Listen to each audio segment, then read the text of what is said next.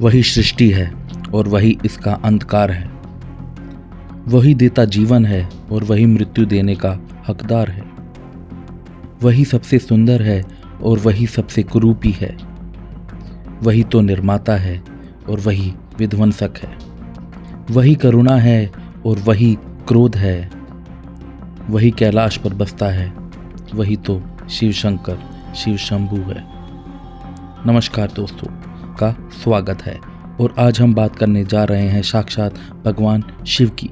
तो आइए जानते हैं वो अपरिचित विषय जो हम भगवान शंकर के बारे में नहीं जानते हैं। स्वयं शंभू। भगवान शिव स्वयं शंभू हैं, अर्थात उनका निर्माण उनसे ही हुआ है।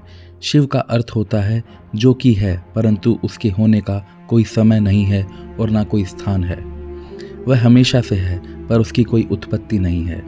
वह समय के साथ है, समय के अंदर भी है, मगर समय के साथ ढलता नहीं है। भगवान शिव खुद में ही एक करुणा है, एक जीवन है, एक दुख भी है, एक विनाश भी है। क्रोध में ब्रह्मा पर किया था हमला। भगवान शिव तो शून्य से ही रहे हैं, परंतु जब ब्रह्मा जी प्रकट हुए और उन्होंने ये संसार बनाना शुरू किया, विभिन्न ग्रह, अंतरिक्ष, जीव, पेड़ पौधों का निर्माण किया, ये सब भगवान शिव देख रहे थे। परंतु तभी उनका क्रोध उत्पन्न हुआ जब उन्होंने संसार में पीड़ा देखी, जीवों का दर्द देखा, तकलीफें देखी। वही दूसरी ओर भगवान ब्रह्मा अपने निर्माण पर बड़ा अभिमान कर रहे थे, परंतु दो आंखों से सब कुछ देख पाना मुमकिन नहीं था, तो उन्होंने अपनी गर्दन पर एक और सर को प्रकट किया। परंतु अभी भी वह पूरा नहीं पड़ रहा था, तो उन्होंने दो और सरों को अपनी गर्दन पर प्रकट किया। उसके बाद अपने आप को खुश और अभिमानी करने के लिए उन्होंने एक और सिर को अपनी गर्दन पर प्रकट किया। जैसे ही पांचवा सिर प्रकट होता है, भगवान शिव आते हैं और उसे आके धड़ से अलग कर देते हैं। भगवान ब्रह्मा पीड़ा से चिल्लाते हैं। वह पूछते हैं भगवान शिव से कि हे प्रभु, आपने ऐसा क्यों किया।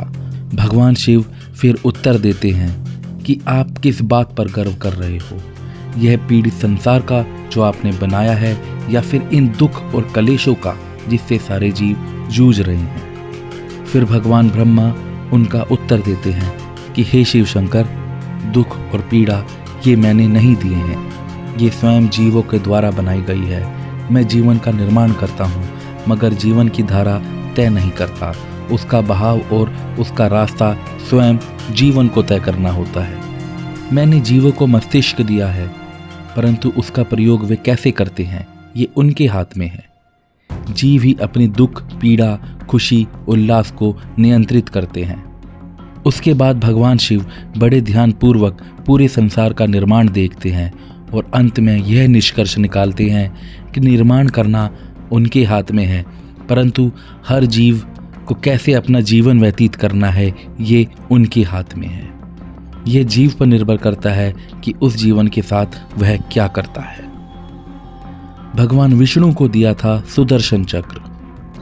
एक बार भगवान विष्णु भगवान शिव से बोलते हैं कि वह उनको 1000 कमल फूल अर्पण करेंगे। अपनी भक्ति से प्रेरित भगवान विष्णु 1007 कमल फूल तो ले आते हैं, परंतु एक आखिरी फूल उन्हें कहीं भी नहीं मिलता। अंततः वह एक फूल के बदले अपनी एक आंख निकालकर भगवान शिव के सामने रख देते हैं। भगवान शिव उनकी यह भक्ति देखकर बहुत प्रसन्न होते हैं और उन्हें सुदर्शन चक्र भेंट में देते हैं। सुदर्शन चक्र देने का मुख्य कारण कुछ और ही था। अगर आप जानते हैं तो कमेंट में लिखना ना भूलें।